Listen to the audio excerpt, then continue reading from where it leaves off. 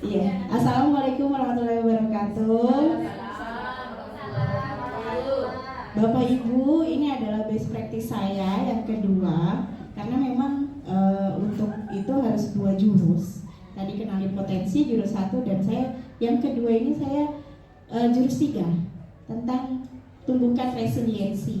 Resiliensi itu daya lenting Bapak Ibu, atau daya juang anak-anak, seperti itu. Nah, di dalam best practice saya yang kedua ini, saya melakukan konseling individu karena terkait salah satu siswa. Next Bu Ria. Nah, salah satu siswa itu berada di situasi seperti kehilangan motivasi. Karena apa? Bapak Ibu 2 bulan yang lalu atau 3 bulan yang lalu ada pemilihan ketua OSIS. Lah, di antara 3 itu kan yang terpilih 1. Nah, yang di antara 2 itu ternyata cukup mengalami perasaan yang tidak baik sehabis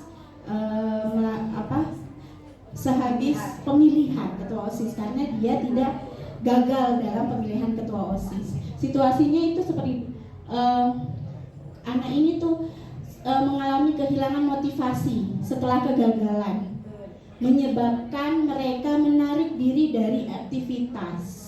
Hasil observasi dari guru wali kelas dan guru wali dan guru mapel, kemudian juga observasi saya, anak ini menarik diri dari teman-temannya. Karena apa Bapak Ibu? Tidak merasa berharga, minder. Karena ketika kemarin anak ini, saya tidak bisa menyebutkan ya Bapak Ibu, anak ini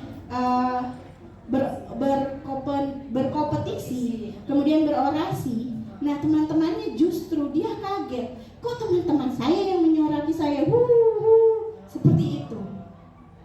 Makanya dia langsung down ketika mengalami kegagalan tersebut dan merasa dia tidak berharga. Ternyata selama ini tuh seperti itu teman-teman saya, dan aku di mata teman-teman saya seperti itu. Akhirnya dia menarik diri dari teman-teman.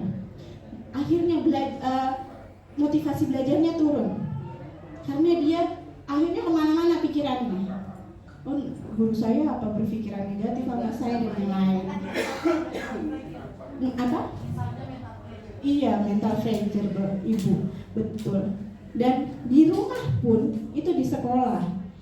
Bapak Ibu mungkin kalau melihat yang antara 2 siswa itu ada yang akhirnya lesu, merasa tidak bersemangat di sekolah, yang biar ini anak berprestasi, selalu angkat tangan kalau misalnya ada pembelajaran. Tapi kan akhirnya kok tumben anak ini tidak menampilkan performanya yang baik seperti biasanya.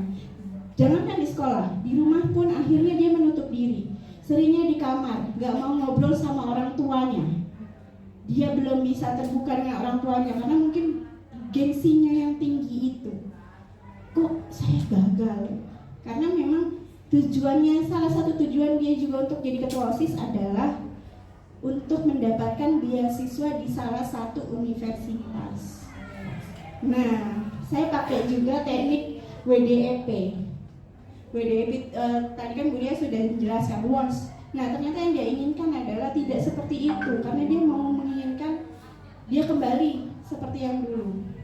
Kalau WDEP itu kita berbicara tentang masa sekarang dan untuk kedepannya, bukan menarik dari masa lalu. Kita tidak mengambil dari situasinya dia yang kemarin, seperti itu.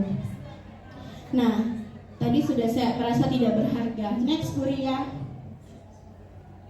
Nah, tugas saya awalnya adalah mengidentifikasi masalah yang tadi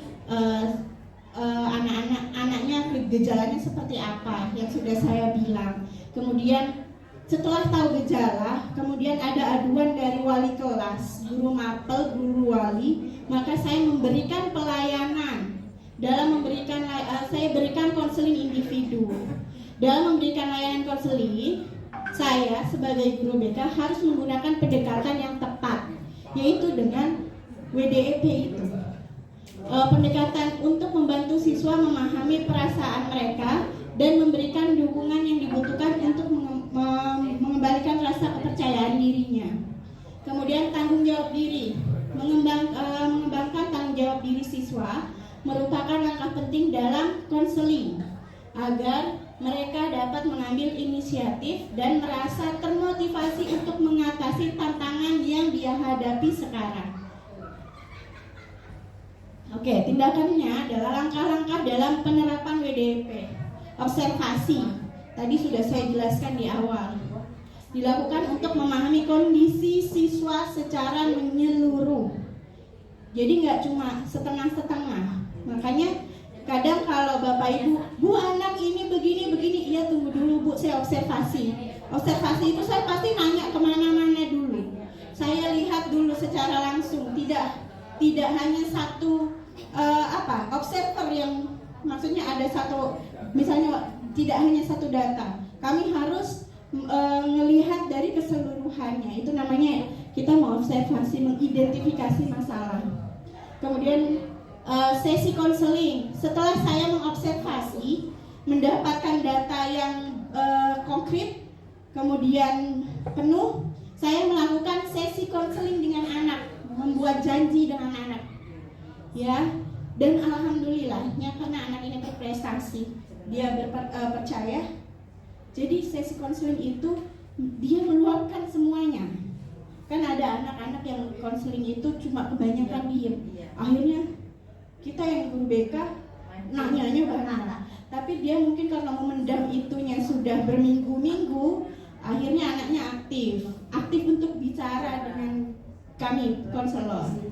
Iya, sesi konseling dengan WDP memberikan ruang bagi siswa untuk berbagi perasaan dan pengalaman, membantu mereka memahami permasalahan dan menemukan solusi yang tepat untuk meningkatkan motivasi. Solusinya siswa sendiri yang menemukan. Kami seorang konselor mengarahkan siswa seperti itu. Kemudian setelah sesi konseling, kolaborasi. Tentunya siswa itu kan tentang siswa kita harus berkolaborasi dengan wali kelas untuk menciptakan lingkungan yang mendukung. Kemudian memastikan bahwa siswa mendapatkan dukungan yang konsisten dari berbagai pihak dalam proses pengembangan diri. Ya sama-sama memantau akhirnya. Saya minta tolong Ibu gimana ini setelah sesi konseling pertama, perubahan perilakunya seperti apa, kan kita juga nggak selalu di kelas. Next guru. Hasil konselingnya, konseling aktif yang sudah saya bicarakan tadi. Setelah sesi konseling menunjukkan perubahan positif dengan keterlibatan aktif dalam kegiatan sekolah, berpartisipasi dalam diskusi, mulai lagi kemarin mulai tunjuk tangan lah, berdiskusi lah, aktif lagi, berprestasi dalam diskusi dan berkontribusi lebih dalam kelompok. Dan kemarin laporannya sudah mulai mau berteman lagi.